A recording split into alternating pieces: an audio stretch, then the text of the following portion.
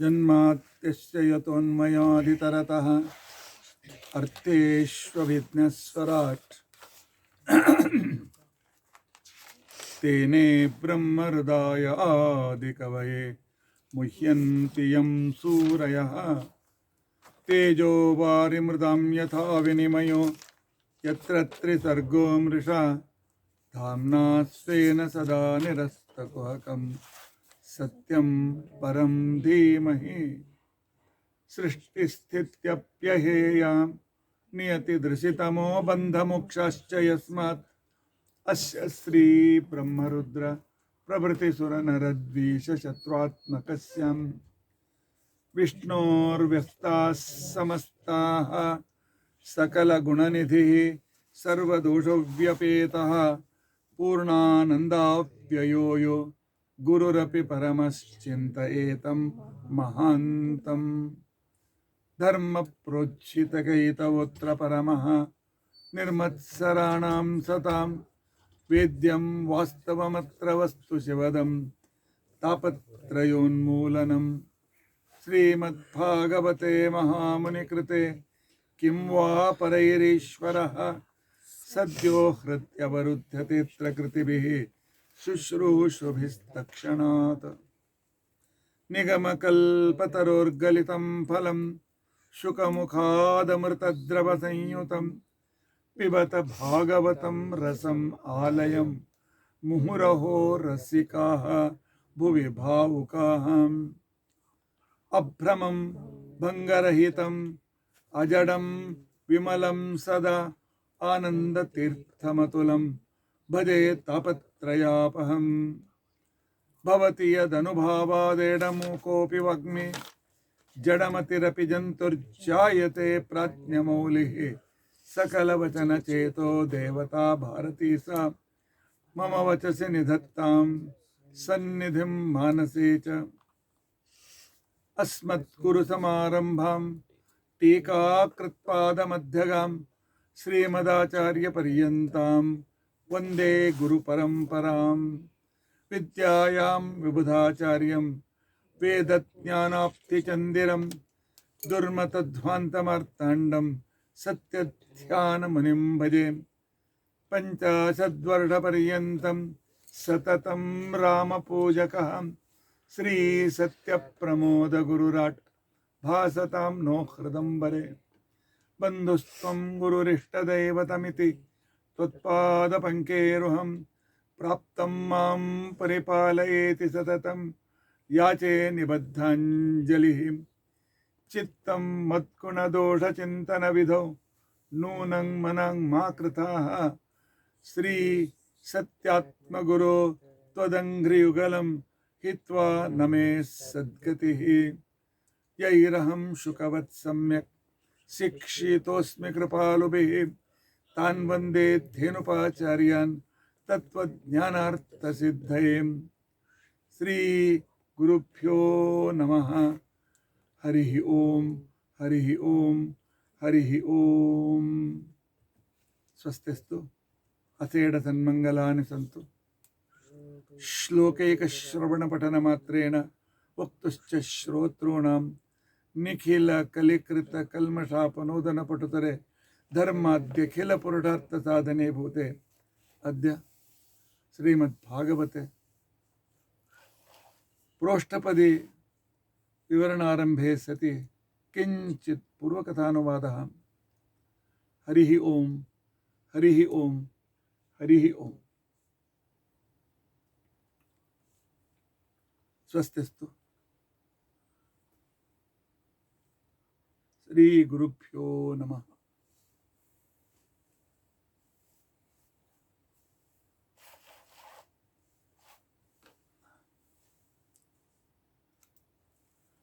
पांचवें स्कंद की कथा चल रही है। नाभि और मेरु देवी के यहाँ भगवान साक्षात विष्णु ऋषभ नाम से उन्होंने अवतार लिया। अपने पिता के बाद वे ऋषभ रूपी परमात्मा राजा बन गए।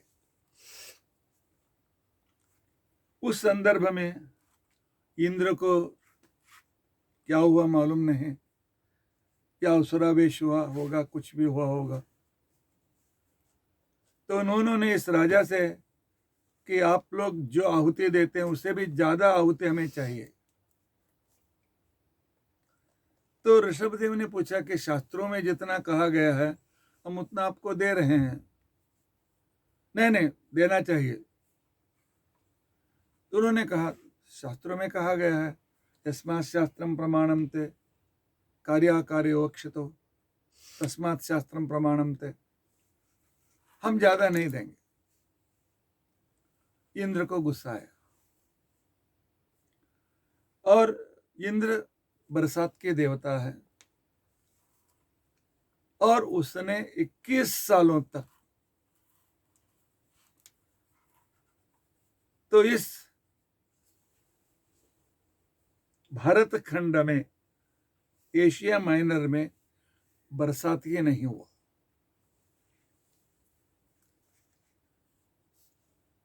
अकाल पड़ गया।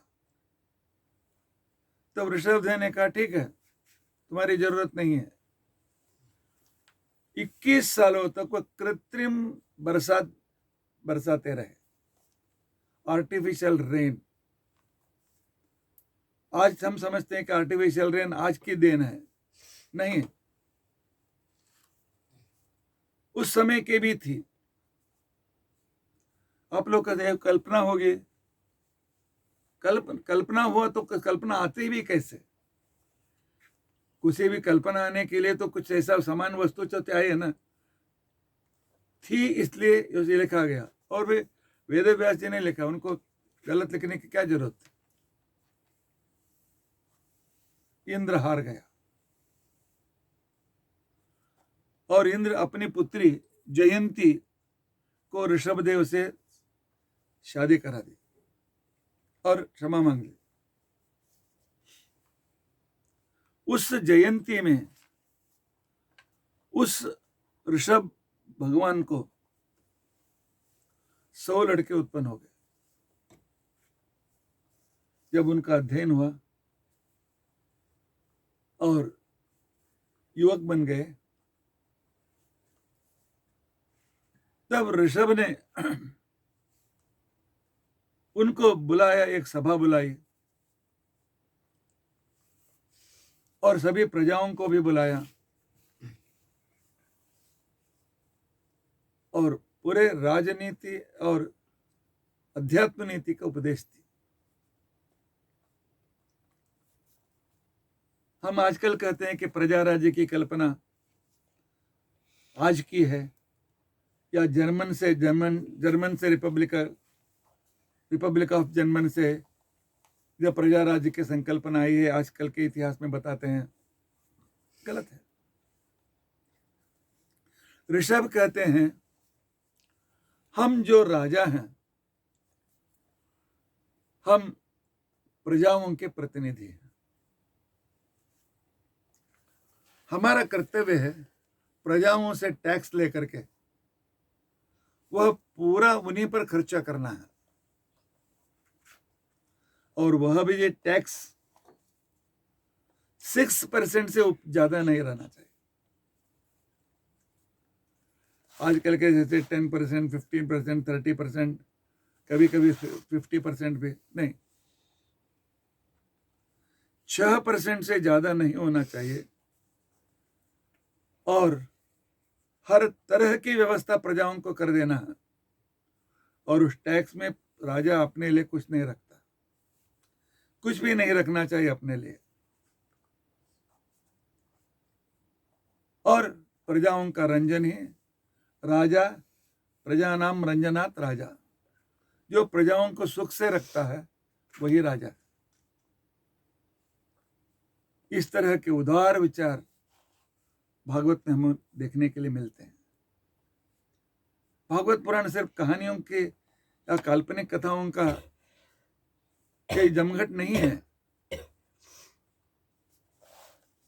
और उन्होंने अध्यात्म चिंतन अपने बच्चों को दिया।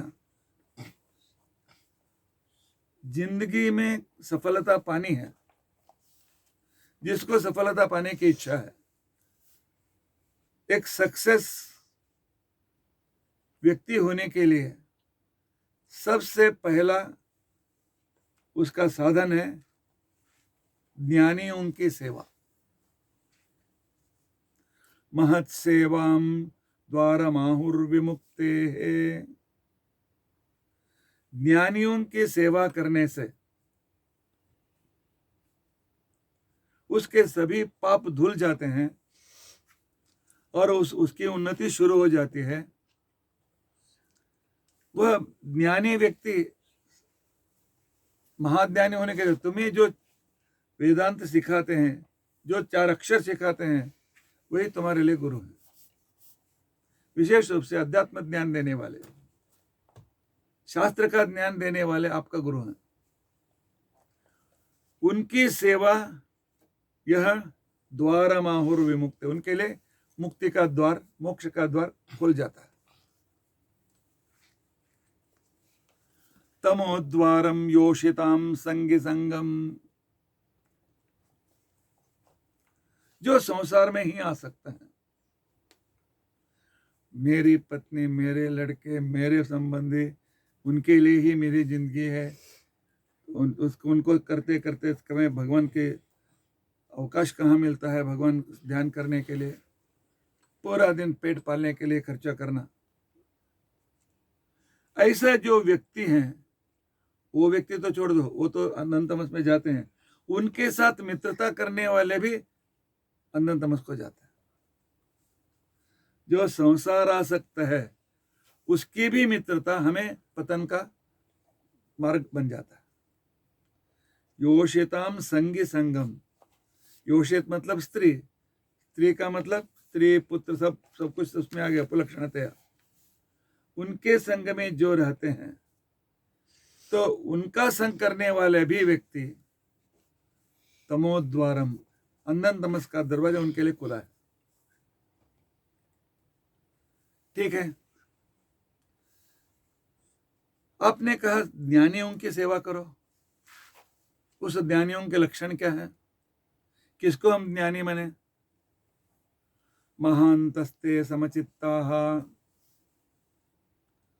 जो सम अर्थात दोष रहित, सम शब्द का है दोष रहित। और इस शब्द का अर्थ किसने बताया? श्री कृष्ण ने बताया भगवत गीता में। श्री कृष्ण निर्दोषम ही समम ब्रह्म, दोष रहित अनंत गुण परिपूर्ण परमात्मा। और उसमें जिनका मन है अर्थात भगवत भक्त। गुरु कितना भी ज्ञानी हो, कितना भी विज्ञानी हो, लेकिन तो उनमें भगवान में भक्ति रहना बहुत अत्यंत आवश्यक है। और ज्ञानियों का दूसरा लक्षण है प्रशांताः, नो टेंशन। कोई भी समस्या है, मैं भगवान की सेवा करता हूं, मैं भगवान का भक्त हूं, देख लेंगे, मैं क्यों चिंता करूं। उनके सिर के ऊपर कितनी बड़ी भी जिम्मेदारी हो, लेकिन आराम से हंसते हंसते शांत रहते हैं। विमन्यवः, उनका तीसरा लक्षण है उनको गुस्सा बहुत कम आता है।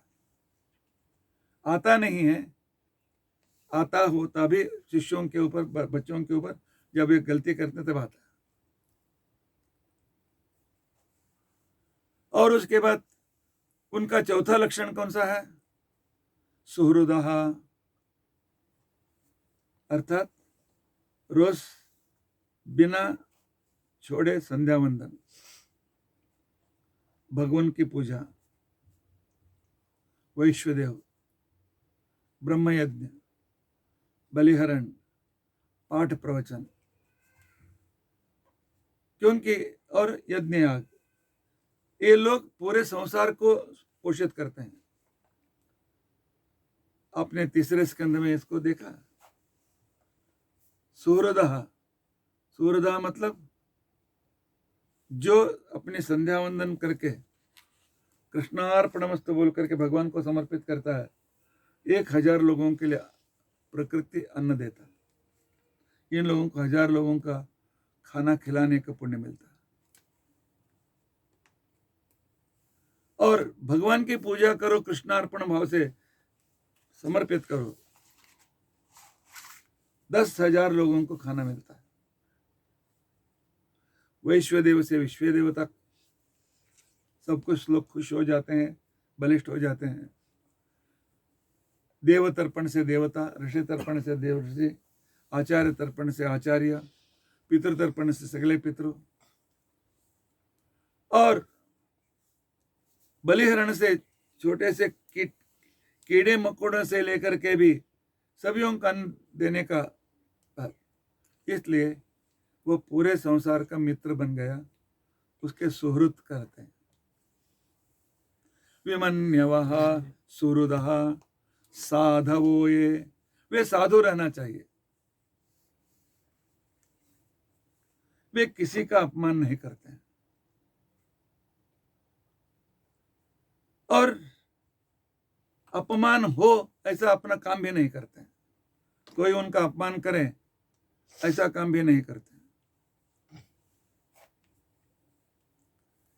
ये 5 लक्षण जिस सज्जन में है, उसे सज्जन समझो, उनकी सेवा करो, क्योंकि उनके हृदय में भगवान स्वयं रहने के कारण ये 5 लक्षण वाले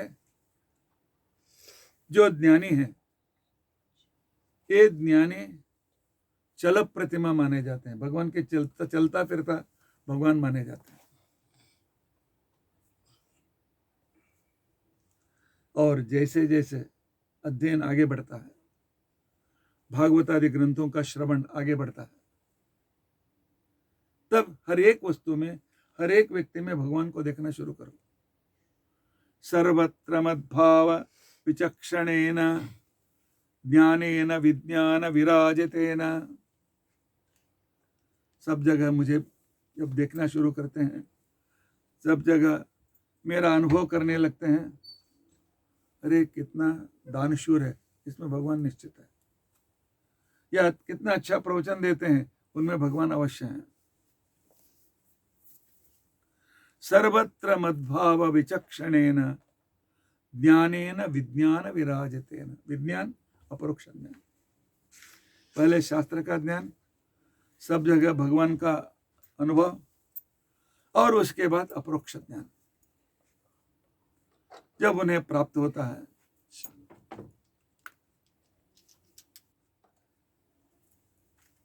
और उससे योगेन, तब भगवान का सामीप्य उन्हें प्राप्त होता है, धृति धैर्य उत्पन्न होता है। सत्वयुक्तः लिंगम व्यपेह्येत कुशलो हनुमाख्यम, वैसे लोग अपने ज्ञान को प्रदर्शित नहीं करते और वो पाखंडी नहीं बन जाते हैं। 2-2 4-4 बड़े बड़े रुद्राक्षी माला, तुलसी माला धारण करना, और हाथ में कुछ धारण करना, और हमेशा रेशम का कपड़ा पहनना, और लोगों के सामने में बहुत बड़ा हूँ इस तरह दिखाना, ये ज्ञानी कभी लोग नहीं करते।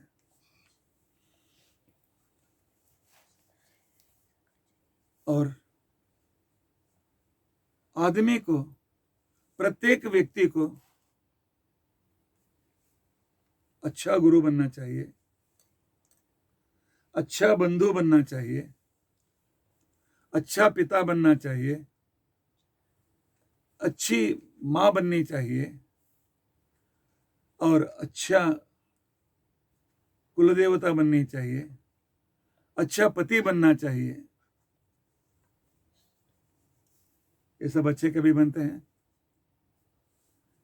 गुरुर्न सस्यात् स्वजनो न सस्यात् पिता न सस्यात् जननी स सस्यात् दैवं न सस्यात् न पतिश्च सस्यात् न मोचयेद्यः समुपेत मृत्युम। जो अपने शिष्यों को धर्म नहीं सिखाते हैं, भगवान की महिमा नहीं सिखाते हैं, वे गुरु नहीं है। जो भगवान के बारे में अपने बंधुओं को समझाते नहीं हैं, वे हमारे बंधु नहीं हैं। जो पिता अपने बच्चों को तत्वज्ञान का ज्ञान नहीं देते हैं, वह पिता नहीं है। बच्चों को क्यों गुरुकुल भेजने का? स्कूल में भेजेंगे, इंजीनियर बनाएंगे, दूसरा बनाएंगे। इंजीनियर भी बनाओ, ज्ञानी भी बनाओ, लेकिन ज्ञान नहीं सिखाएंगे तो वे पिता नहीं है। वह माता नहीं है जो तत्वज्ञान नहीं देती है। वह हमारे देवता नहीं है जो हमें तत्वज्ञान के मार्ग में प्रेरित नहीं करते हैं। वह पति नहीं है जो पत्नी को तत्वज्ञान नहीं सिखाता है। अर्थात भगवान के बारे में ज्ञान देंगे तो तब यह बार बार जनन मरण के चक्र है, उससे हम दूर नहीं हो सकते हैं। भगवान के पीछे लगेंगे तो एक दिन मुक्त हो जाते हैं। इसलिए ऐसे भगवान में के शरण में आप जाओ।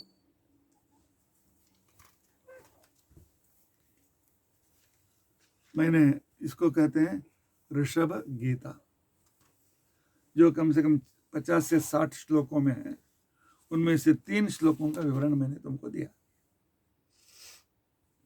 कितना तत्वज्ञान होगा कल्पना करो, भागवत निकल करके पढ़ो। उसके 100 लड़कों में 81 लड़कों ने, 81 पुत्रों ने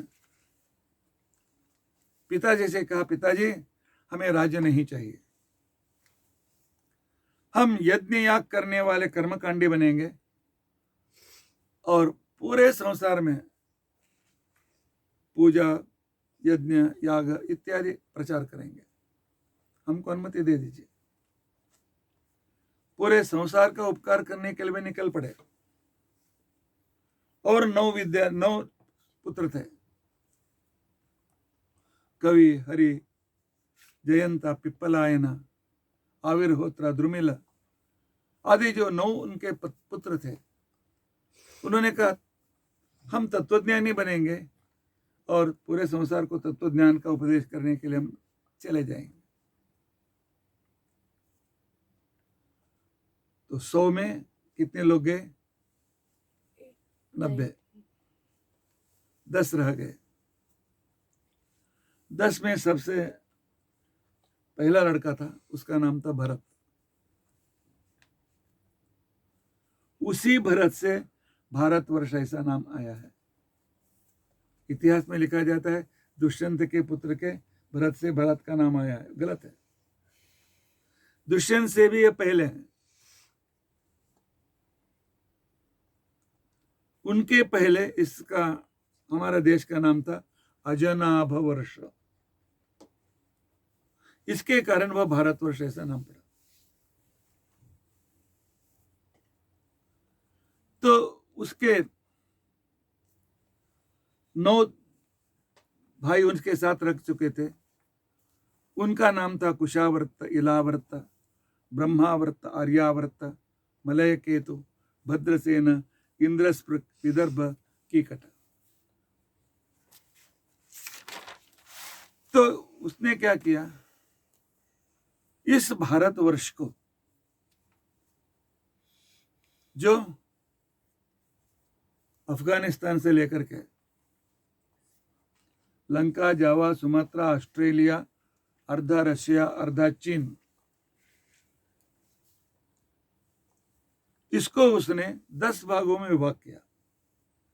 जिस तरह जैसे उत्तर प्रदेश, मध्य प्रदेश है, उस तरह उस समय भारतवर्ष, एशिया माइनर को इसने विभाग किया।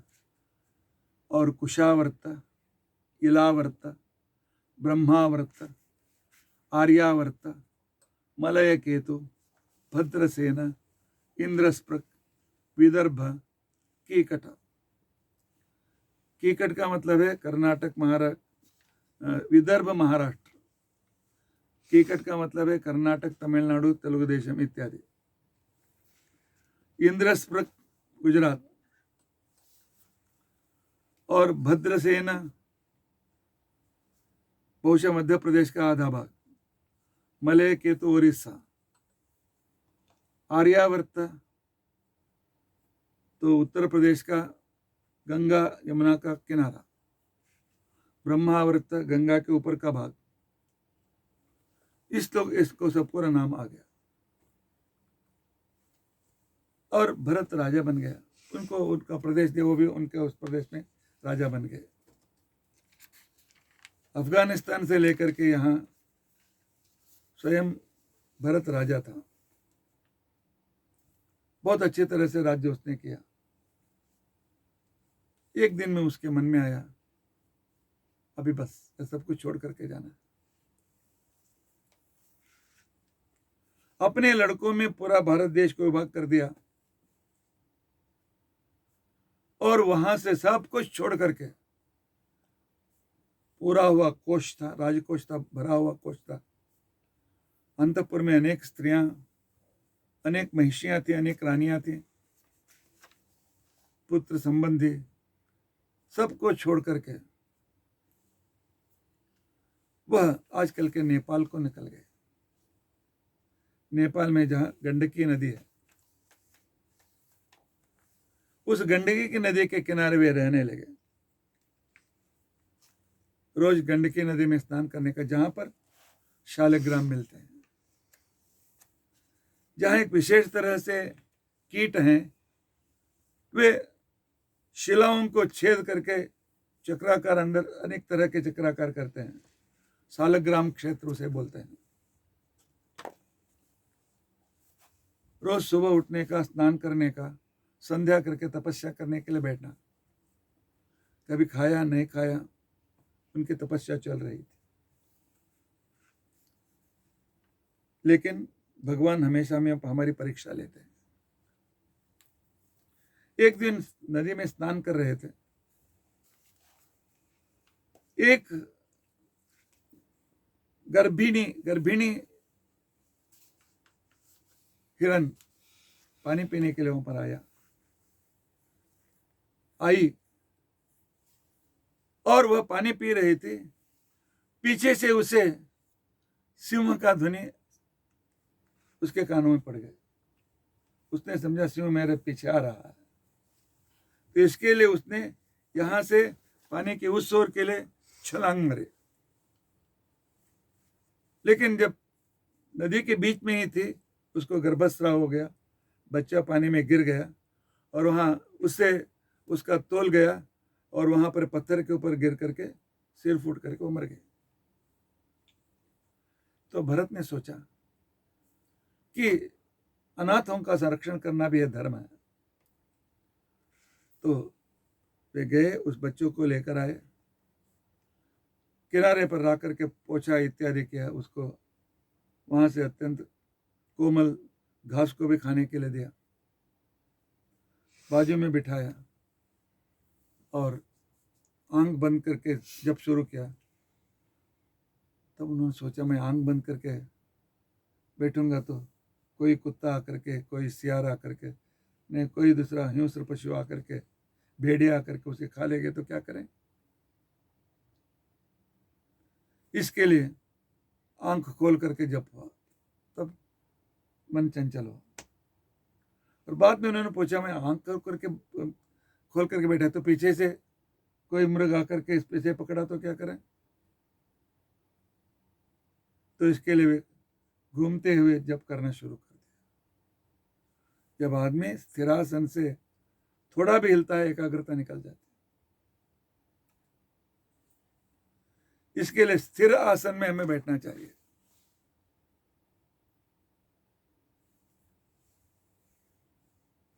स्थिर आसन में ही एकाग्रता आती है। कुर्सी पर बैठ करके जप करने से कुछ फायदा नहीं। क्यों? स्थिरासन के लिए हमारी सुषुम्ना नाड़ी जो है वह सीधा ब्रह्मरंध्र तक आनी चाहिए। हम झुकेंगे तो नाड़ी झुकती नहीं है, वह सुषुम्ना नाड़ी सीधा रहती है। हम जब झुकते हैं यहाँ से वह बाहर निकल जाती है, और भी झुकते हो तो यहाँ से बाहर निकल जाती है। हमारे ब्रेन से उनका संबंध नहीं आता है। कैसे बैठना चाहिए? यहां से ऐसा 90 डिग्री होना चाहिए।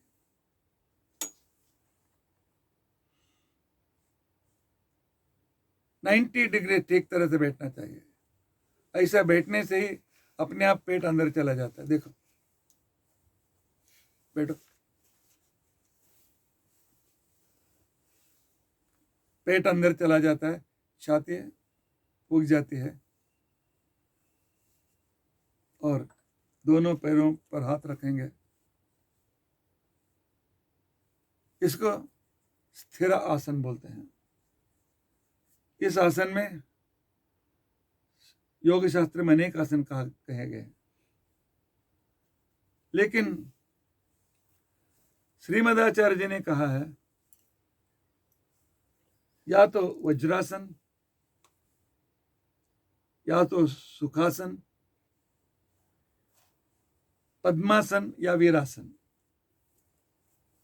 चार, कम से कम चारों में कोई जो आसन आराम से तुम बैठ सकते हो वो करो। दोनों पैरों के नीचे करना। अभी जो राकेश बैठा हुआ है तो उसे स्वस्तिक आसन बोलते हैं। और जब दोनों पैर ऊपर लेते हैं, दोनों पैर ऊपर आ जाना चाहिए। हाँ, ये भी ऊपर, नीचे का भी ऊपर, वो भी ऊपर। हाँ, उसे पद्मासन कहते हैं। प्रैक्टिस करो, कुछ भी आराम से आ जाता है। और दोनों पैरों के ऊपर जब बैठते हैं, कभी बिठाते हैं लोगों को पुण्यवचन में, हाँ, दीर्घान आगान कलश के समय उसे वज्रासन कहते हैं। और पिंड प्रदान के लिए जैसे को बिठाते हैं उसे वीरासन बोलते हैं। 4 आसनों का जय तुम्हें प्राप्त हुआ। वैसे पहले 5 मिनट बैठो, बाद में 10 मिनट, आधा घंटा, 1 घंटा, 2 घंटा, 3 घंटा, 4 घंटा, ऐसे बढ़ाते जाओ। क्योंकि ध्यान के पहले आसन जय इंपॉर्टेंट है। उसके बाद श्वास, प्राणायाम। प्राण का मतलब है प्राणवायु। याम आयाम, प्राण आयाम प्राणायाम, उसको स्थिर करना, अर्थात कुंभक में श्वास को रोकना, यह प्राणायाम कहलाता है। लेकिन वह शुरू करते समय पहले दाहिने नाक को बंद करो और बाएं नाक से रेचक करो।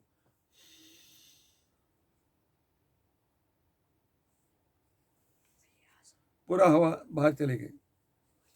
बाद में यहां बंद करो।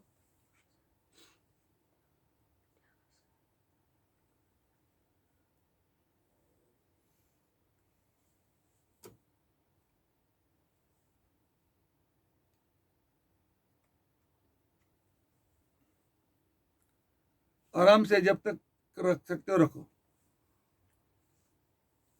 क्योंकि जैसे हम श्वास रोकते हैं हमारे सभी द्वार बंद हो जाते हैं। उसी को हम कहते हैं द्वार निरोध प्राणायाम। मैंने बताया तुम लोग,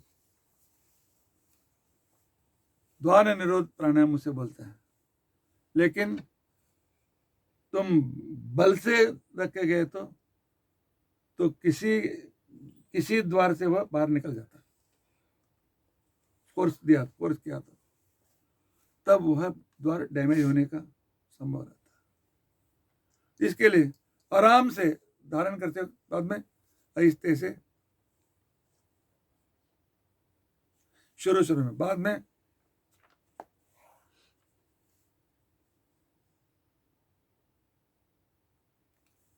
उससे पूरे शरीर को शक्ति प्राप्त होती है। लेकिन यहां देखा, वहां देखा नहीं। नासिकाग्रम प्रदर्शयन। नासिकाग्र का अर्थ कुछ लोग यहां देखो, तब सामने कोई दिखाई नहीं देगा। या तो अपने यहाँ देखने की कोशिश करो। वैसे ही बैठ करके जप करना है। आजू बाजू से बात करते करते ओम भूर्भुवः स्वः तत्सवितुर्वरेण्यं भर्गो देवस्य, यह जप नहीं है। जब वो घूमने के लगे, बाद में उन्होंने सोचा बच्चा है, यहाँ का घास अच्छा नहीं लगता होगा, दूसरी जगह पर ले जाएंगे, उधर जाके जाऊंगा, 1 मील के बाद में लेके जाऊंगा। उन पर इतना हो गया, उनका जप सब बंद हो गए। एक दिन वह सुबह कहीं गया था, शाम तक भगवान उसकी रक्षा करो, भगवान उसकी रक्षा करो, मेरा पुण्य पूरा दूंगा। अरे पुण्य का पुकट में आता है?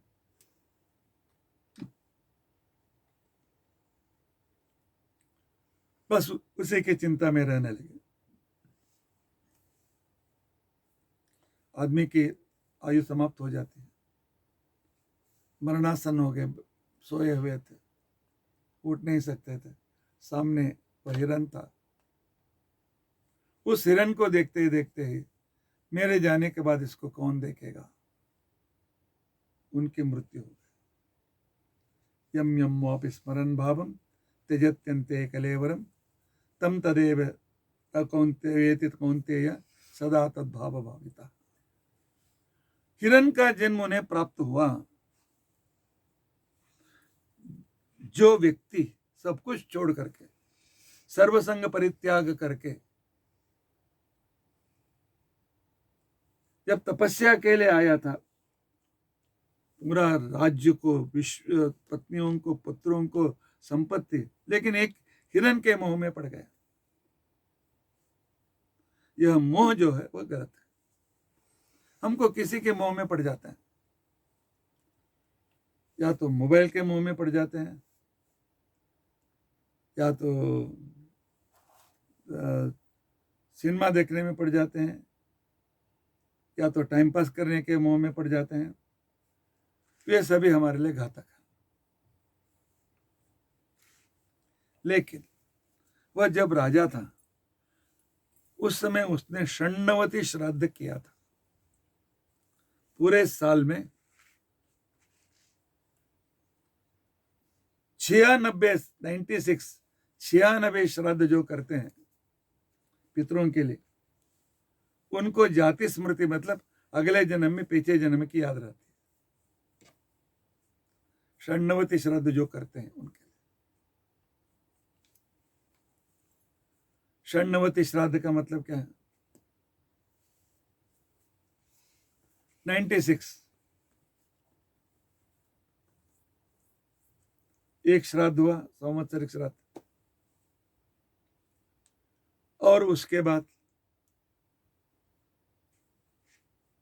महालय में 16 श्राद्ध, प्रतिपदा से अश्विन शुद्ध प्रतिपदा तक 16 श्राद्ध हो गए। और 15 व्यतिपात, 12 व्यतिपात, 12 महीने में 12 व्यतिपात आते हैं,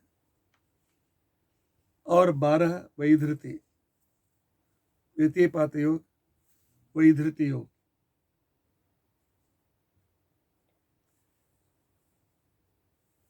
और कार्तिक मार्गशीर्ष और पुष्य में कृष्ण पक्ष प्रतिपदा, द्वितीया, तृतीया, और 14 मन्वादि, पंचांग में मन्वादि लिखा रहता है, और 4 युगादि, कृतयुगादि, त्रेता युगादि, ये सब मिलकर के 96 दिन होते हैं। 96 दिन जो श्राद्ध करते हैं, षण्णवती श्राद्ध करते हैं, तो इनमें संवत्सरिक श्राद्ध, महालय के 16 श्राद्ध, त्रिसराष्ट्रक श्राद्ध पिंड प्रदान के साथ ही करना।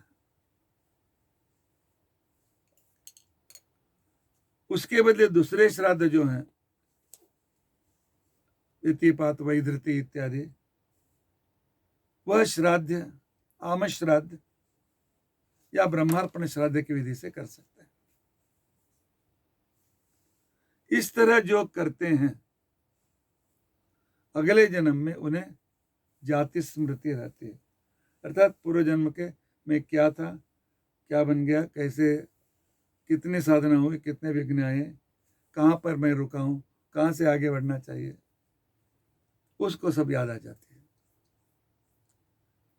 उसको याद था मैं राजा था, सब कुछ छोड़ करके आया था, तो एक हिरण के मोह में मैं पड़ गया, भगवान जल्दी ही इस जन्म से मुझे मुक्ति करो।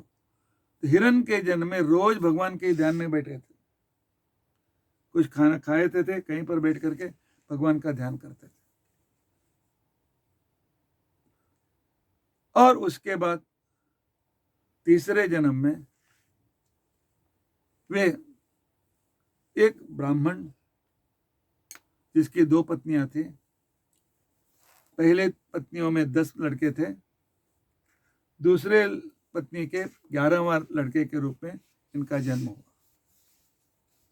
वे बहुत जन्म से ही ज्ञानी थे, बचपन से उनको सब इतने 2 जन्म मेरे गए हैं, सब कुछ है, और सब कुछ जो अध्ययन किया था, सब कुछ तत्व ज्ञान उन्हें याद था।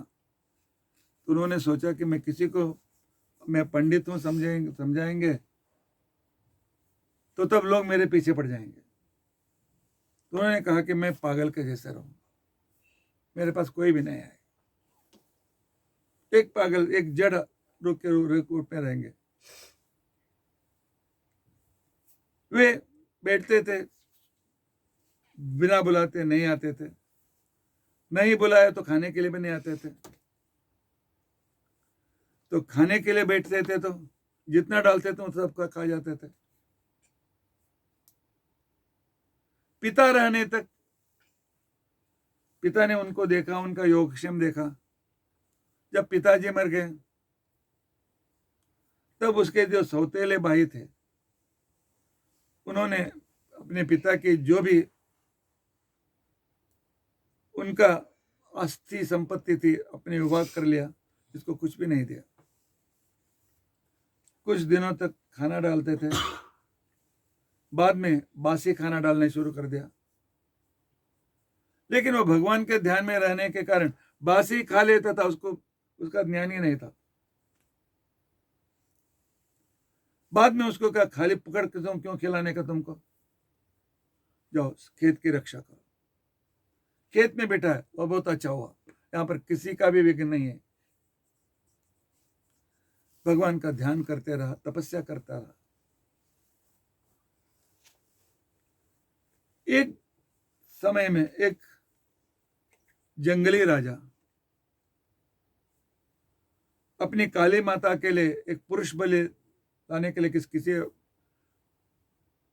आदमी को पकड़ करके लेकर जा रहे थे।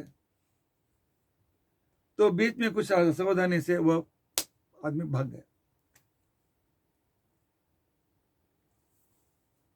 तो उस राजा ने जो मिलता उसको लेके आओ। तो ये तो खेत में बैठा हुआ था, चलो चलो लेकर गए, स्नान कराया, अलंकार किया, लाल कपड़ा पहना गया, काली के सामने उसको खड़ा कर दिया। देखा, काली माँ इसी तरह से मेरी मृत्यु हो तो मुझे स्वीकारते हैं, मैं अपनी ओर से कुछ कोशिश नहीं करूंगा, आपकी जिम्मेदारी। उस समय मूर्ति से काली प्रकट हो गई, उन सभी जो भी राजा की जाए तो उन सबको मार दिया, जाओ। फिर आकर मैं खेत में बैठ गया। उसी रास्ते से रहुगण नामक का एक राजा कपिल ऋषि के आश्रम को निकल पड़ा था। कपिल ऋषि आश्रम बंगाल में है। कपिल ऋषि के आश्रम में बैठा था, जाने को निकल पड़ा था। पालकी पर बैठकर जा रहा था। पालकी को 4 लोग अपने कंधे में लेते हैं। तो उस समय तो एक आदमी मर गया। राजा ने कहा कोई मिलता है तो देकर लेकर आओ।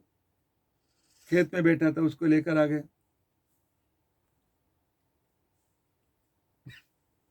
और उसको कहा ले लो, उठाओ। उठा लिया। जाते जाते देखा वो हर एक कृमि में भी भगवान को देखता था, हर एक प्राणी में भगवान को देखता था।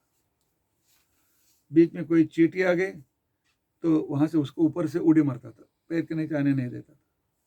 यह उड़ी मारता था लेकिन अंदर बैठा हुआ उसको सिर्फ ठप ठप लगता था। कभी कभी बहुत खुशी हो जाती थी, भगवान का दर्शन हो जाता था, दौड़ने लगता था। वह दौड़ता है तो अंदर बैठने वाले की परिस्थिति क्या होगी? दूसरे लोग गाली देने लगे। तो राजा को भी गुस्सा आया, कितना मूर्ख हो। वो बहुत अच्छे तरह से, क्योंकि निश्चिंत से था, एकदम पर्सनालिटी अच्छी थी। राजा ने कहा कितना करे, तुमको उठाने के लिए कितना कष्ट होता होगा, कितने दुबले हो, व्यंग्य से बोल रहा था। और बहुत परिश्रम किया होगा, सैकड़ों मील लेकर के आए थे। व्यंग्य किया, बाद में उसको गालियां देने लगे।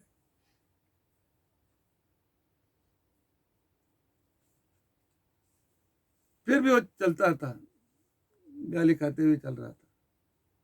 लेकिन जब राजा ज्यादा गालियां देने लगा तो जड़ भरत ने विचार किया, मैं तो ज्ञानी हूं, उसकी गाली से मुझे कोई विकृति नहीं होती है, लेकिन उस राजा को पाप लगेगा। जितना मैं चुप रहूं तो उसको उसका पाप ज्यादा होता जाएगा। तब उसने कहा राजा, चलने के लिए मुझे कह रहे हो, स्वतंत्रता मुझे कुछ है, कहां पर है? मैं चलने में स्वतंत्र कहां हूं? आहिस्ते से चलो, वह भी स्वतंत्र मुझ में नहीं है। उठा करके चलो, उठाने का भी स्वतंत्र मुझे नहीं है। तो मैं क्या करूं? जब मैं चलाने वाला चलाएंगे तो चलूंगा, चलाने वाला रुकेगा तो रुकेगा, चलाने वाला दौड़ेगा तो मैं दौड़ूंगा। राजा की इसकी बात सुन करके लगा कि कोई सामान्य व्यक्ति नहीं, तो वह पालकी से नीचे उतर गया। उतरते ही देखा उसका यज्ञोपवीत दिखाई दिया। राजा ने साष्टांग नमस्कार किया। बहुत बड़ी गलती। जो ब्राह्मण का अपमान करता है उसको रौरव नरक से भी बदतर नरक प्राप्त होता है। कहने लगा,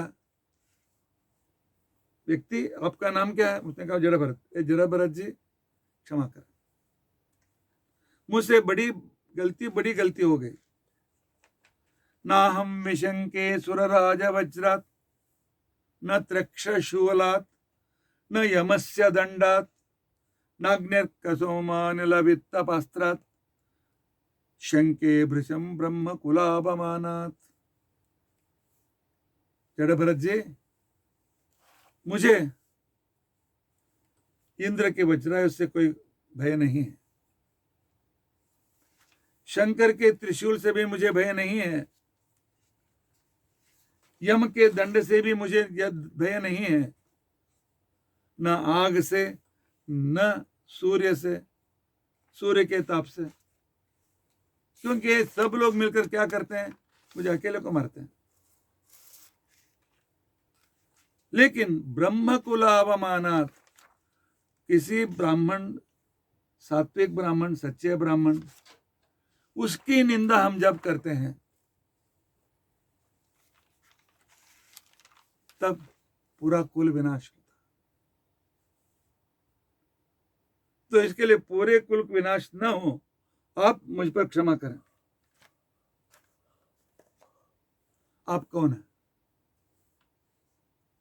आपको मैंने पतला कहा, जाड़ा कहा, तुम कितने आलसी हो कहा,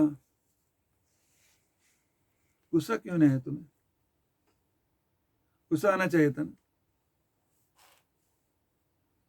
तब जड़भरत उत्तर देते हैं, स्थौल्यम कार्श्यम व्याधय आदयश्च क्षुत्रभयम कलिरिच्छा जरा च निद्रा रतिर्मन्युरहम मदश्च देहेन जातस्य हि मे न सन्ति।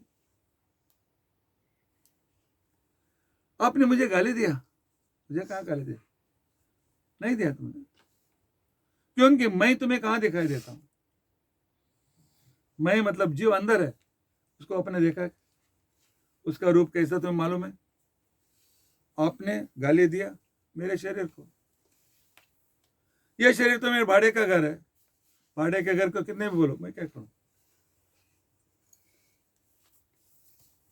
स्थूलता, कृशता, रोग, मनोरोग, भूख प्यास, भय, इच्छा, बुढ़ापा, निद्रा, आसक्ति, क्रोध, मद, ये सब देह के हैं, मेरे नहीं है। देह में रहने वाले इंद्रिय और मन की यह सब कुछ विकृतियां हैं, मुझसे इनका कोई संबंध नहीं। मैं देह का अभिमान छोड़ चुका हूं। इसके लिए देह के ऊपर क्या होता है मुझे उसका अनुभव नहीं होता। आदमी जैसे जैसे देहाभिमान कम हो जाती है तो वैसे वैसे उसके सहनशीलता बढ़ जाती है।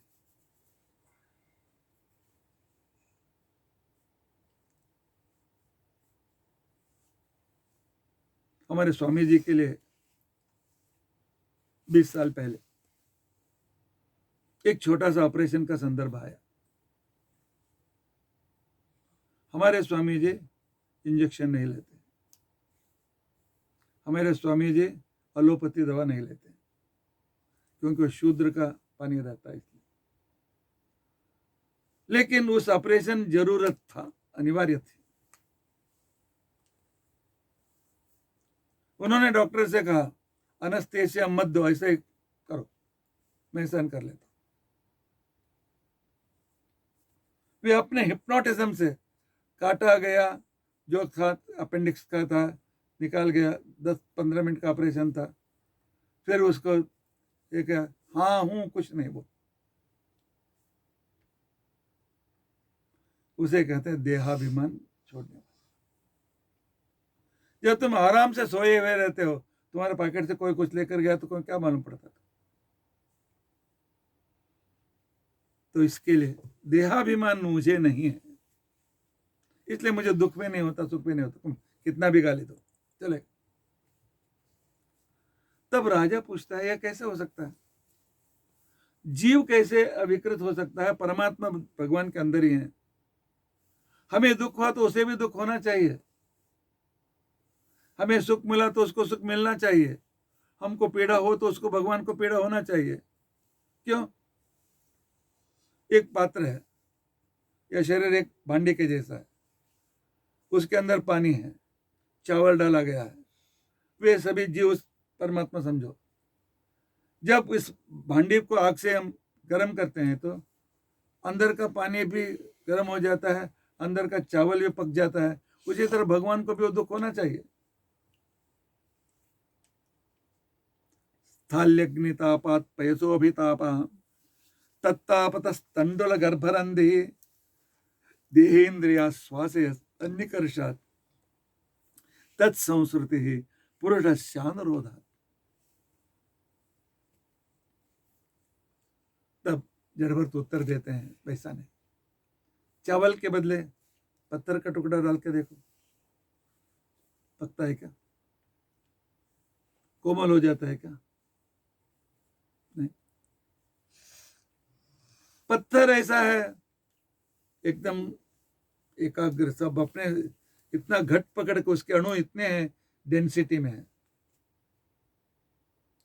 और डेंसिटी ठीक होने के कारण उसको कुछ नहीं होता, थोड़ा गर्म हो जाता है उतना। भगवान वैसा कुछ भी भगवान को नहीं होता। तो इस तरह उपदेश देने के बाद राजा ने कहा, मुझे आपके यहाँ उपदेश मिला, कपिल ऋषि के साथ जाने की जरूरत नहीं, इसलिए वहां से निकल पड़े।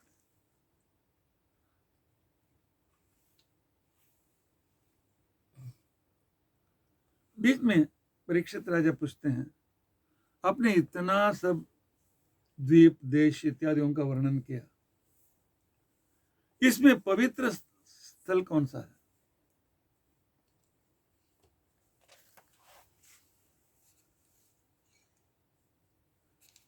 तब शुकाचार्य जी कहते हैं, अहो बतेषां किमकारि शोभनम प्रसन्न येषां स्विदुत स्वयं हरि। देवता लोग कहते रहते हैं, इस भारत देश में जिन्होंने जन्म लिया, ये आदमी प्राणी जो भी तुम हो, तुम बहुत धन्य हो, क्योंकि इस भारत देश में वैसा देश है, प्रसन्न येषां स्विदुतम स्वयं हरि। इस देश में जिन्होंने जन्म लिया, उन पर भगवान का कृपा हमेशा के लिए।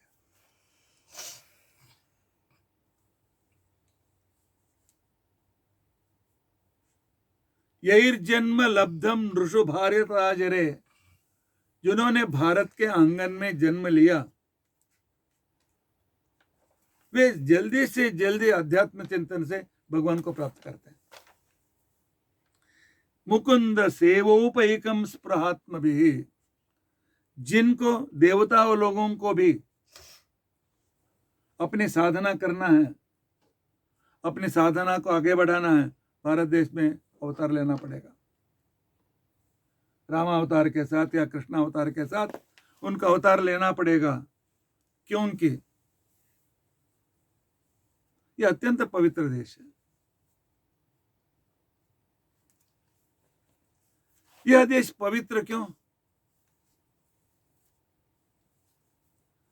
न यत्र वैकुंठ कथा सुधापगाः, न साधवो भागवता तदाश्रयाः, न यत्र यज्ञेश मखा महोत्सवः, सुरेश लोकोपि न याति सेव्यताम्। जहां पर भगवत कथा, भागवत की कथा अर्थात शास्त्रों का पाठ प्रवचन जिस देश में नहीं होता है, और जहां हमारे अनेक पीठाधिपकों के जैसे श्रेष्ठ सज्जन लोग जहां पर नहीं रहते हैं,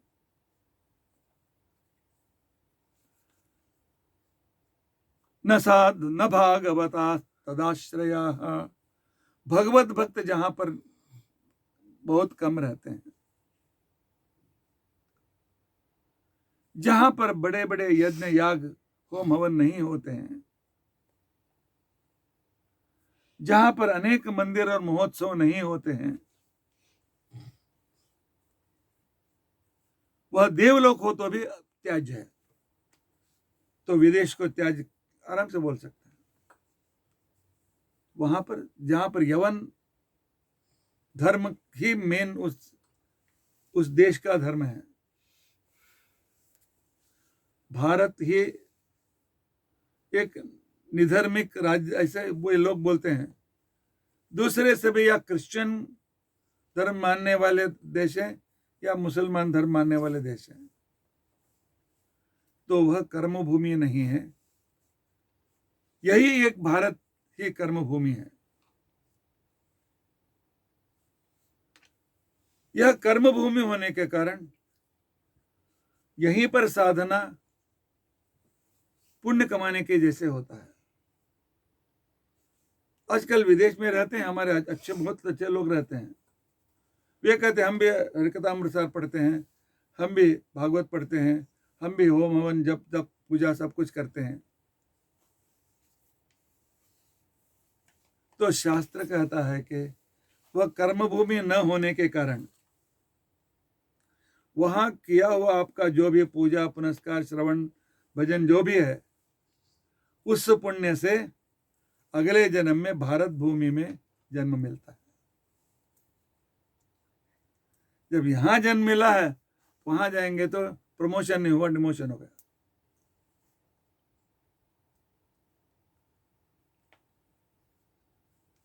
स्वयं भागवत कहता है, कल्पायुषाम स्थान जयात पुनर्भवात। दूसरे देशों में 100 साल का उम्र मिले, 1000 साल का उम्र मिले, 10,000 साल का उम्र मिले, उसके बदले भारत भूजयो वरहा, भारत भूमि में एक क्षण 10 सेकंड का जन्म भी मिला, हम उद्धत हो गए।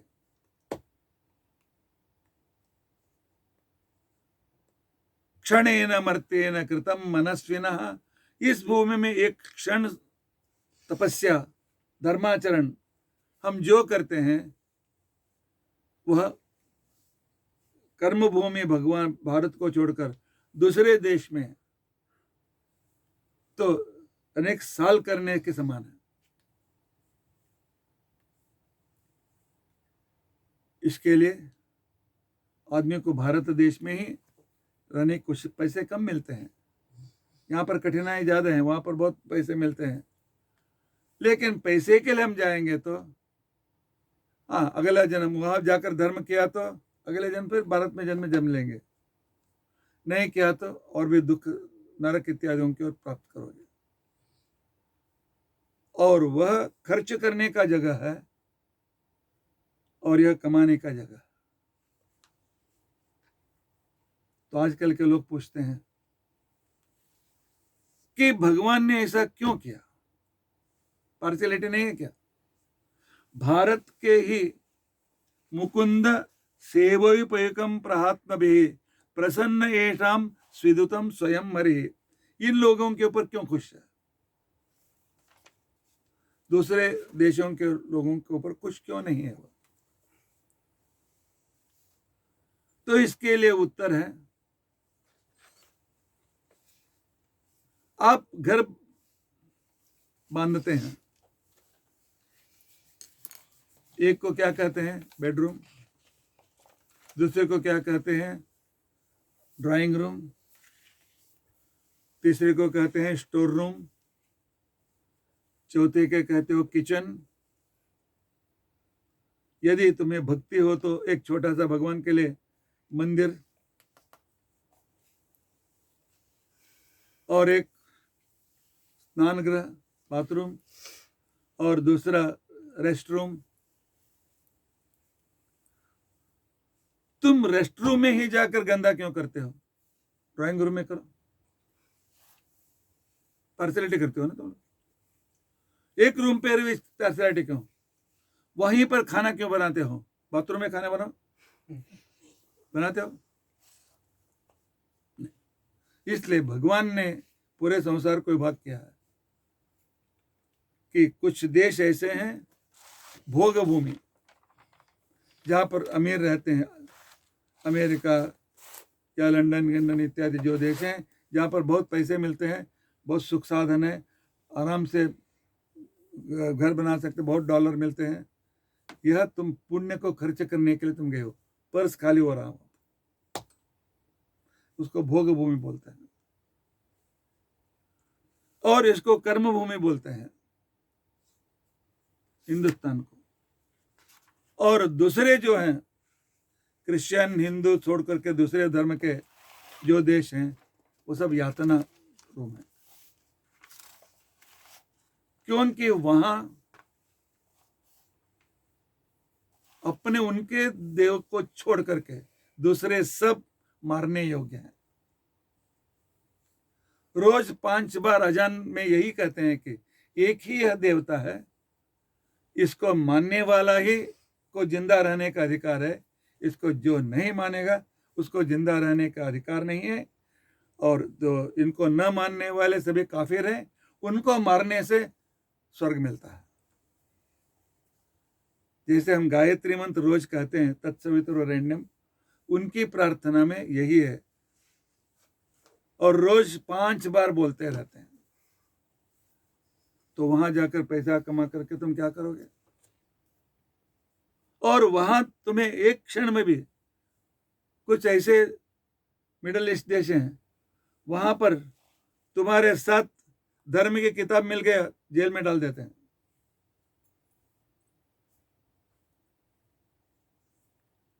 ये सब यातना के रूम है, वो सब जेल है।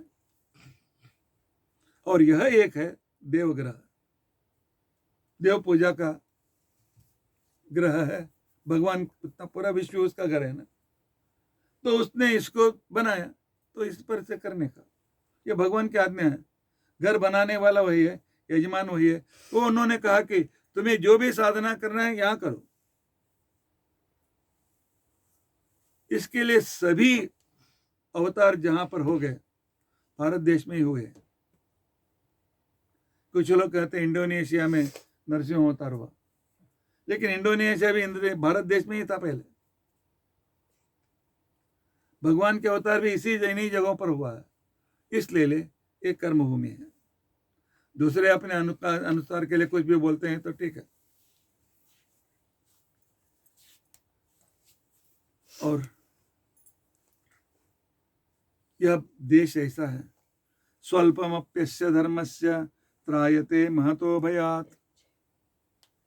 यहां पर थोड़ा भी धर्म किया और अधर्म को छोड़ करके थोड़े थोड़े धर्म करते रहने पर भी, तो यहां पर विशेष रूप से भगवान का अनुग्रह प्राप्त होता है। तो इसके लिए भारत देश में जन्म श्रेष्ठ माना जाता है और यहाँ के लोगों को पुण्यवान माना जाता है। यह मेरा अभिप्राय नहीं, भागवत का अभिप्राय है। उसे स्वीकार करना है या न स्वीकार करना है तो श्रोता के ऊपर अवलंबित है। और उसके बाद परीक्षित राजा ने भूगोल के बारे में, खगोल के बारे में उसने विचार किया। तो विस्तार रूप से खगोल का वर्णन किया गया है। तो उसका वर्णन करने के लिए हमें अलग, उसके लिए कुछ दिन लेना पड़ता है, लेकिन समय नहीं है। फिर भी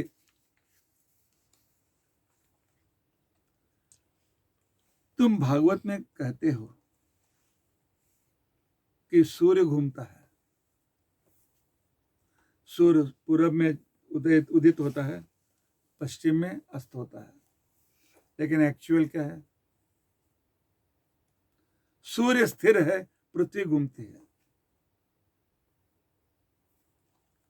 भागवत में कहा गया है सूर्य रोज यात्रा करते हैं। कैसे स्वीकार करें? तो उसके लिए भागवत कहते हैं, श्रीमदाचार्य जी ने कहा, तुम ट्रेन में जा रहे हो, जाते समय बच्चा पूछता है हमारा गांव कब आएगा? दादर में बैठे लातूर केव्हा येईल? लातूर येतो का?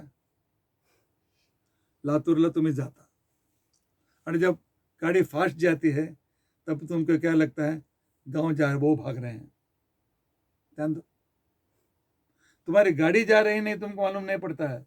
खिड़की में देखते हैं तो तुम आराम से बैठे हो, गांव निकल रहे एक से एक जगह, यह गया यह गया यह गया यह गया, ये स्टेशन आया ये स्टेशन आया। इसका मतलब क्या है? हम वहां पर पहुंच रहे हैं। भागवत का ये अर्थ है। पृथ्वी अपनी ओर जोर से घूम रही है, उसको लगता है कि सूर्य घूम रहा। तो इसके लिए उदाहरण देते हैं भागवत में, तुम तेल को तेल निकालने का घाण बोलते हैं उसको, घाण को देखा है क्या? वहां पर जो बीच का जो डंडा होता है, तो उसको बैल बैल चारों ओर घूमता है, एक डंडा ऐसा ही घूमता है। उसी तरह हमको सूर्य घूम रहा है ऐसा दिखाई देता है। हाँ, लेकिन सूर्य का भी कुछ गति है, लेकिन वो इतना सूक्ष्म है हमको मालूम नहीं पड़ता। क्योंकि 1971 में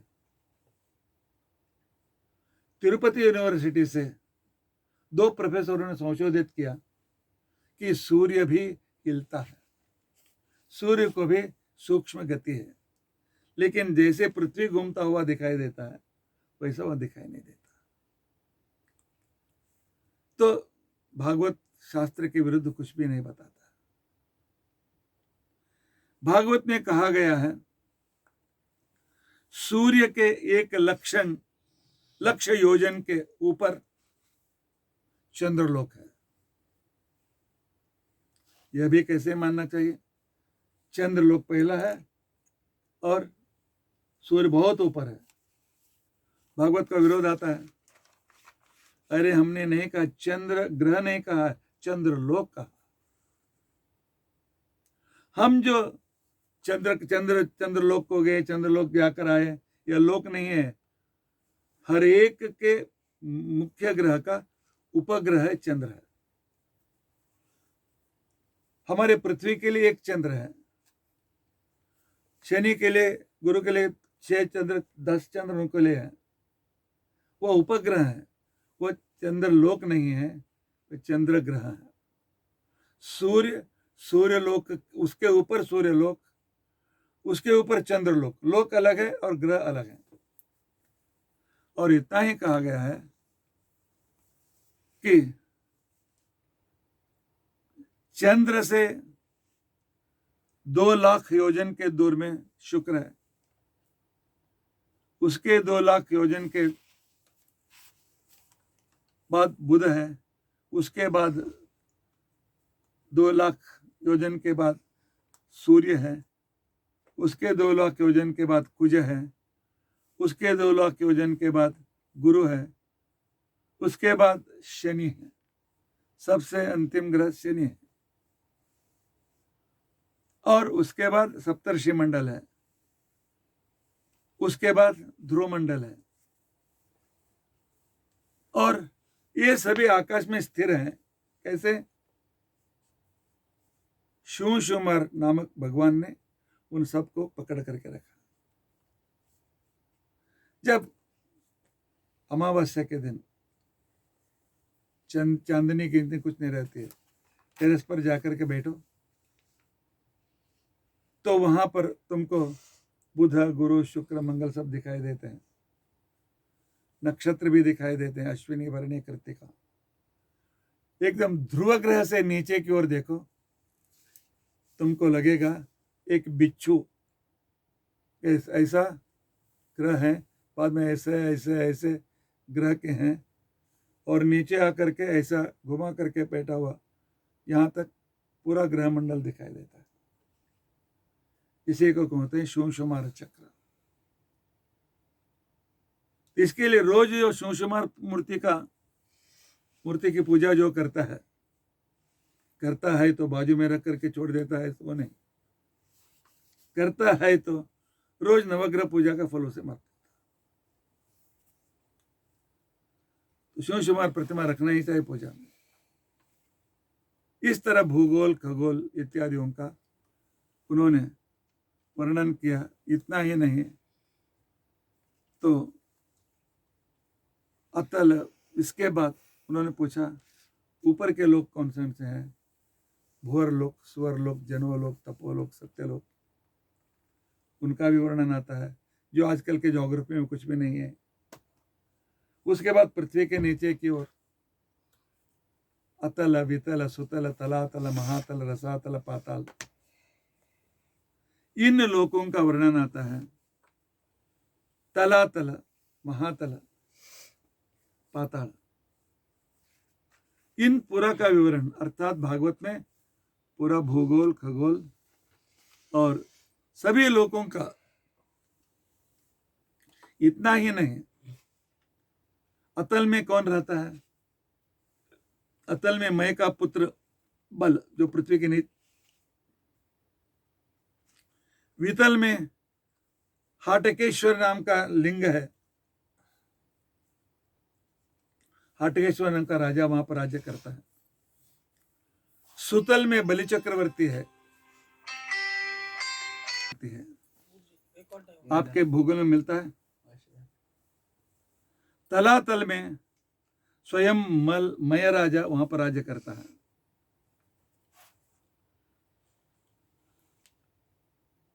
और उसके नीचे यक्षलोक, अत्यंत क्रोधित अनेक तरह के सांप वहां पर रहते हैं, तक्षक, कालिय, सुघोष इत्यादि वहां पर रहते हैं। रसातल में निवात कवच राक्षस रहते हैं, और इंद्रदूत शर्मा भी वहीं पर है। पाताल में तमोगुण प्रवर्तक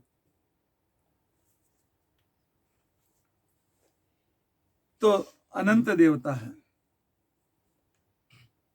और उस पर संकर्षण है, वहां पर संकर्षण शेष के ऊपर भगवान, अनंत रूपी भगवान वहां पर रहते हैं।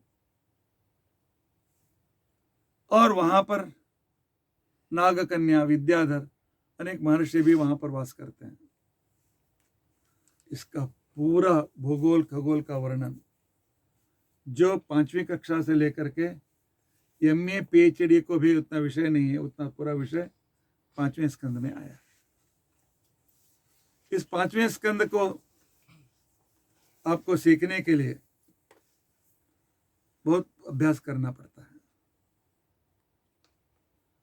और उसके बाद परीक्षित राजा पूछता है, आपने जो पूरा स्टेशन बताया उसमें कहीं स्वर्ग का वर्णन नहीं आया और नरक का भी वर्णन नहीं आया। यह स्वर्ग है कि नहीं, नरक है कि नहीं, या तो फंसाने के लिए, हमको डराने के लिए कहा गया? हमको डराने के लिए सब कुछ बताया गया है क्या? तो तब कहते हैं, मेरु पर्वत को यहां से उत्तर की ओर एक रेखा करेंगे तो उस रेखा के ऊपर स्वर्ग है, उसके नीचे की ओर नरक है। तो नरक कितने हैं? उस नरक में किस तरह के पाप करने वाला नरक को जाता है, और वहां कौन सी तरह की शिक्षा मिलती है? तो कहा जाता है कि पहला नरक है तामिश्र नरक। वैसे तो परीक्षित शुक्राचार्य कहते हैं हजारों नरक हैं, जितनी तरह के पाप हैं उतने नरक हैं, लेकिन उसमें भी 28 नरक इंपॉर्टेंट है। पहला है तामिश्र नरक, जो दूसरों के धन का अपहरण करता है, जो दूसरे को पुत्र को किडनैप करता है, दूसरों की स्त्रियों का अपहरण करता है, तो उनको वहां पर पूरा अंधकार है, और अंधकार में पेड़ के नीचे बांध करके सिर नीचे पैर ऊपर डंडे से मारते रहते हैं। कहां से मारते हैं, कौन मारते मालूम नहीं पड़ता। एक एक मार से मूर्छा जाते हैं, फिर जाग आते हैं, फिर मारते हैं, फिर जाग आते हैं, फिर मारते हैं।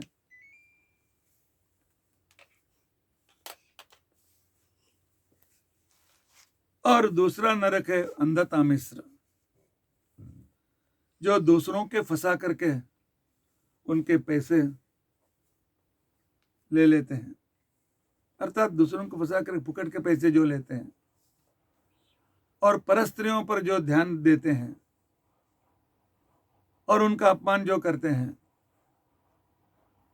तो उनको भी पेड़ के ऊपर ऐसा उल्टा जाते हैं। यमदूत मारेंगे तो वह टूट करके दूर जाकर गिरते हैं, तो फिर उनके ला करके बांधते हैं, फिर मारते हैं। उसके बाद तीसरा है रौरव नरक, जो भूतद्रोह कहते हैं, पानी में गंदा डालना, क्या जमीन के ऊपर यहाँ वहाँ कुछ भी कचरा फेंकना, एक जगह उसे जगह पर फेंकना चाहिए। और आकाश को पोल्यूट करना साउंड से, डीजे गीजे लगा करके, डीजे लगाने वालों को सभी नरक मिलता है। अर्थात पृथ्वी, अब तेज, वायु, आकाश, प्रकृति को पोल्यूट जो करते हैं, और संध्या नहीं, पूजा नहीं, खाना पीना, सोना, मर जाना, इन सभी लोगों को तो रौरव नरक प्राप्त होता है। रुरु नाम के जाति के सांप वहां पर हैं, जाते ही डसते हैं, पूरे शरीर में विष बढ़ जाता है, अग्नि के बेटे दाह होता है, मूर्छा होती है, फिर जाग आता है, फिर डस मारता है, क्योंकि नरक में कोई मरता नहीं है, उसे काटने पर भी नहीं मरता, सिर फोड़ने पर भी नहीं मरता है, लेकिन वह पूरा दुख का अनुभव होता है। जो महारौरव नरक जो है, जो पशु पक्षी प्राणियों को पीड़ा देते हैं, और सिर्फ मैं, मेरी पत्नी, लड़के, एक पैसे का दान नहीं, धर्म नहीं, कुछ भी नहीं, तो वहां भी महारौरव के नाम के सांप हैं। वे सिर्फ डसते नहीं, हमारे मांस को खींच देते हैं, खींचते रहते हैं, हम चिल्लाते रहते हैं, पूछने वाला कोई नहीं। कुंभीपाक नरक है, जो पशु पक्षियों को हिंसा करते हैं, बकरी को मारो खाओ, उसको मारो खाओ, वे सभी कुंभीपाक नरक में गिर जाते हैं। उन्होंने पशु को मार करके उसको फ्राई किया और उसको पकाया। इन लोगों को भी वहाँ पर बहुत बड़े बड़े कढ़ाइयाँ हैं, तेल भरा हुआ डाल देते हैं, पूरी के जैसे उसको ऊपर नीचे करते रहते हैं, और बहुत बड़े कुकर में डाल करके इनको भी पकाते हैं, लेकिन मरते नहीं, लेकिन वो दुख होता है। कालसूत्र नरक है, जो पिता का द्रोह करते हैं, जो भाई का द्रोह करते हैं, जो ब्राह्मणों का द्रोह करते हैं, तो उनको कालसूत्र नरक में लेके जाते हैं। वहां का जमीन तांबे का है और उसे लाल लाल गरम कर दिया गया है, तवे के जैसे, 10,000 योजन बड़ा है वह। तो वहां पर क्या कहते हैं, लेके जाते हैं, तुम्हारा शरीर का चमड़ा निकल जाता है, क्योंकि जैसे वांगे को तवे के ऊपर डालने के पे उसका छिलका निकल आता है, ये तुम्हारा शरीर का छिलका निकल आता है।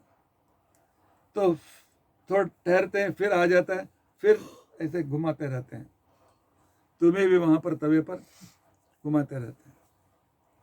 असिपत्र वन है, 7वां नरक, जो व्यक्ति हनुमान को छोड़ करके, भगवान विष्णु को छोड़ करके, शंकर को छोड़ करके बाबा माता इनके पीछे जाते हैं, पाखंडी उनके पीछे जो जाते हैं, वो बाबा ये माता बोल करके, वे सभी असिपत्र वन में जाकर के गिर जाते हैं। तो वहां पर एक एक पत्ता एक खड़के जैसे नोक वाले हैं, ऊपर से फेंकते हैं, शरीर 10 बार में टुकड़ा टुकड़ा हो जाता है, फिर जोड़ते हैं, फिर फेंकते हैं, असिपत्र वन बोलते हैं। नहीं तो उसमें डाल करके तो घुमाते हैं। और सूकर मुख है, जो बिना गलती के दूसरों को दंड देते हैं। ये जज लोग पैसे खा करके जो दंड देते हैं इत्यादि, या बिना कारण के बीवी को मारना, बिना कारण बच्चों को मारना, बिना कारण दूसरों को मारना, ये जो करते हैं, तो वहां पर उसका ईख का रस निकालने का मशीन है, ईख को डालने के बाद मशीन घुमाए तो पूरा रस निकल जाता है, उसी तरह इनका उसमें डाल देते हैं, सब उसका हड्डी टूट करके रक्त बाहर आ जाता है। फिर वो जाने के बाद फिर नया शरीर रहता है, फिर मशीन के अंदर कर अंधकूप नरक है। वहां पर बिना कारण कृमि कीट, छोटे छोटे प्राणियों को जो हिंसा करते हैं, जैसे चाइना में कॉकरोच को भी खाते हैं, बिल्ली को भी खाते हैं, जो भी मिले उसको खाते हैं, तो उनके लिए अंधकूप नरक है। वहां पर वही प्राणियां वहां पर रह करके जाते इसके लोहो को खींचने लगते हैं, सब पूरे शरीर में लग जाते हैं, शेखते रहते हैं, निकलते नहीं है। कृमि भोजन नरक है, जो वैश्वदेव के बिना, भगवान को नैवेद्य दिखाए बिना जो खाना खाता है, अर्थात घर से बाहर होटल में जो भी खाता है और घर में भी नैवेद्य नहीं दिखाता है, तो उनको कृमि भोजन नरक में डाल देते हैं। और वहां पर भूख लगता है तो खाना ताट में कृमियों को डाला जाता है, खाओ, जो गंदे रहते हैं उसको डाला जाता है, खाओ उसको। 11वां नरक है संदश, जो दूसरों को चाकू दिखा करके या उनको आजकल साइबर क्राइम करके लोगों का पैसा, उनको पीड़ा जो देते हैं, तो वहां पर लाल लाल सुइयां हैं, सुइयों को चुभा करके उसको सीते हैं, शरीर को सीते हैं। तप्त सूर्मी नरक है, जो परपुरुष के साथ, परस्त्री के साथ बलात्कार करते हैं, तो वहां पर उन्हें सुलाते हैं और 2 लोहे के जो मूर्तियां बना गए हैं, वो एकदम गर्म हो चुके हैं, उनको जाकर वहां बांध देते हैं। स्त्री को पुरुष के मूर्ति से बांध दिया जाता है और पुरुष को स्त्री की मूर्ति बांध जाता है, पूरा शरीर जल जाता है। वज्रकंटक शालमली, इस तरह का एक नरक है, जो मानसिक अपचार करता है, किसी स्त्री को देख करके मुझे चाहिए, पर स्त्री को देखकर ये मुझे चाहिए, वो मुझे चाहिए, इस तरह अपकर, वो सबके उसके मन में हमेशा तो विकृत कामना रहती है। तो वहां पर कांटे का ही पूरा जगह है, वज्र के जैसे कांटे हैं, उनमें डाल करके उसको खींचते रहते हैं। वैतरणी नरक है, जो स्वयं धर्म नहीं करता है, धर्म करने वालों को भी छोड़ाता है। क्योंकि दान देते हो रे, क्यों दक्षिणा देते हो, छोड़ दो, व्रत मत करो, यज्ञ मत करो। इस तरह धर्म करने वालों को भी धर्म से दूर करते हैं। तो वहां पर वैतरणी नदी है, वहां पर मल मूत्र जो पू गू सब भरा हुआ है, उसमें उन्हें डाल देते हैं, उसी को पीना, उसी में रहना, ऐसा पड़ता है। 15वां नरक है पुयोद, जो निर्जल निर्लज्ज होकर अपने अंगांग दिखाते हैं। ये नटियां, ये नट अपने शरीर को दिखा करके लोगों को आकर्षित करने वाले पुयोद नरक में डालते हैं। जब उनको वहां पर पानी में डुबोते हैं, वो पानी है मल मूत्र जो भी गंदा है सच में, उसी को पीने के देते हैं, उसी में डुबोते रहते हैं। प्राणरोध नरक, ब्राह्मण होकर के जो कुत्ता पालते हैं और पौरोहित्य करते समय तो मालूम न होते हुए भी कुछ झूठ बोल करके उनको कुछ करके पैसे ले लेते हैं, वे सभी विशेषण नाम के प्राणरोध नरक नाम जाते हैं। वहां पर क्या करते हैं, तुमने उसको झूठ बोल करके पैसे लिया ना, तुमको पेड़ पर बांधते हैं और यमदूत बाण छोड़ते हैं, उसको आंख पर बाण छोड़ो, उसके सिर पर बाण छोड़ो, उसके पेट पर बाण छोड़ो, बाण लगते हैं, फिर निकालते हैं, पर मारते रहते हैं। और उसके बाद रेतप्पान है, अर्थात जो इंटरकास्ट मैरिज करते हैं तो उनको इस नरक में डाल जाते हैं, और वहां पर सिर्फ गंदा है, गंदा पिलाते रहते हैं। सारमेय योधन नरक है 19वां,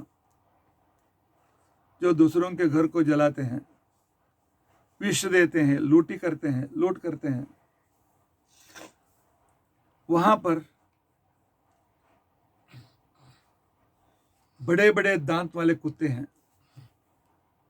उनके सामने इनको डाल देते हैं, वे इसके मांस को खींच खींच करके, लेकिन वो मरता नहीं उस पर, आदमी को हमेशा दुख सहन करना पड़ता है। आवीचपुर नाम का एक नरक है, जे झूठा साक्ष्य बोलते हैं, या बिना करने ऐसा दान दिया तो तुम स्वर्ग को जाओगे, ये दान दे तो अच्छा होगा, यजमान से झूठ बोल करके दान लेते हैं। ये सभी आवीचपुर नरक में जाते हैं, उनको पर्वत के ऊपर ले जाकर नीचे गिरा देते हैं। 21वां है नाला भक्ष नरक, जो ब्राह्मण शराब पीते हैं, इसके इलाज भगवान उसको नहीं लेके आए ऐसा लगता। जो ब्राह्मण होकर शराब पीते हैं तो वहां पर उन्हें लोहे को पतला बना करके गर्म लोहे को उनके मुंह में डालते हैं। और 22वां है क्षारकर दम नरक, जो मैं ही बहुत बड़ा पंडित हूं, मैं बहुत श्रेष्ठ हूं, इस तरह बड़े लोगों को निंदा, स्वामी जी की निंदा करो, उनकी निंदा करो, इनकी निंदा करो, ऐसा जो बोलते हैं, तो उनमें क्या करते हैं, वहां पर पूरा कीचड़ है, वह कीचड़ है नमक का कीचड़ है, तो उसको उसके कीचड़ के अंदर आधा सिर नीचे करके पैर ऊपर करके डुबो देते हैं। वह जब उनके आंखों में जाता है, उनके में जाता है, कान में जाता है, एक बार थोड़ा कोशिश करके देखो। 23वां नरक है रक्षोगण भोजन, जो गोमांस खाते हैं, और जो व्यक्ति पुरुषों की हत्या करते हैं, पुरुष स्त्री जो भी हो, और अशास्त्रीय काम करते हैं, तो वहां पर जाते ही राक्षस आते हैं, आ जाओ इधर, वो अपने दांतों से पकड़ लेते हैं, पूरा रक्त को पी लेते हैं। दंड शूक नरक, जो दूसरों को हमेशा डराते रहते हैं, पैसा दो नहीं तो तुमको ये करेंगे, जो माफिया लोग रहते हैं सभी, वे सभी दंड शूक नरक में जाते हैं। वहां पर अनेक फन वाले सर्प हैं, उनको नोचते रहते हैं हमेशा। अवट निरोध नरक है, उसमें तोते को पिंजरे में रखकर पालना, दूसरे पक्षियों को पालना, उनके स्वातंत्र्य को हरण करना, जो ऐसा करते हैं। और उतना ही नहीं, घर में भात जाना बनाना, उसको बाद में तो कचरे के डब्बा में फेंकना, ये कहते हैं, उनको अवट निरोध नरक में डालते हैं। तो वहां पर क्या करते हैं, पिंजड़े में डालते हैं और विष का धुआं तुम पर छोड़ते रहते हैं, बहुत पीड़ा करके मूर्छित हो जाते हैं, पेट इसी तरह।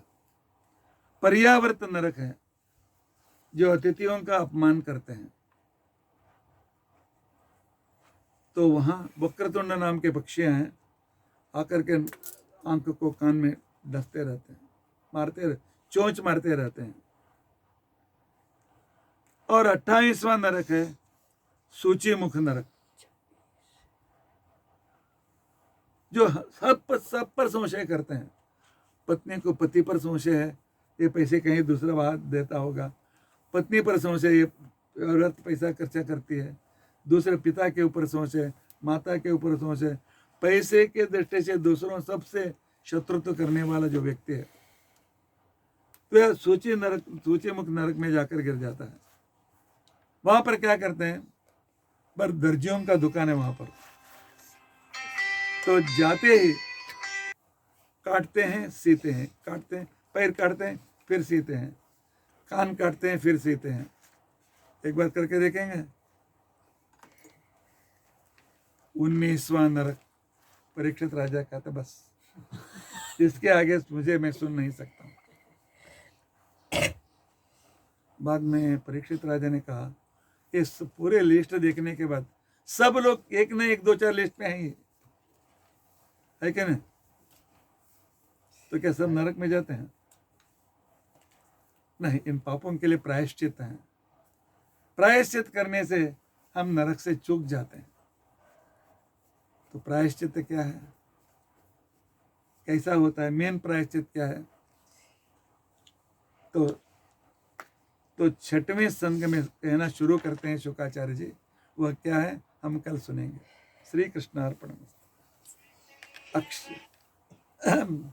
उग्रम वीरम महाविष्णुम ज्वलंतम सर्वतोमुखम नृसिंहं भीषणं भद्रं मृत्युम नमाम्यहम्। अच्युतानंत गोविंद स्मृतिमात्रात्य नाशन रोगान्मे नाशया शेषान् आशु धन्वन्तरे हरे। अक्षयं कर्म यस्मिन् परे समर्पितं प्रक्षयं यान्ति दुःखानि यन्नामता।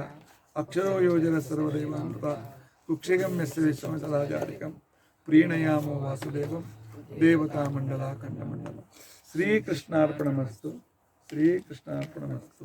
हरे राम राम राम हरे हरे, हरे कृष्ण कृष्ण कृष्ण हरे हरे, राम राम राम हरे हरे, हरे कृष्ण कृष्ण कृष्ण हरे हरे। श्री कृष्णार्पणमस्तु। श्री कृष्णार्पणमस्तु।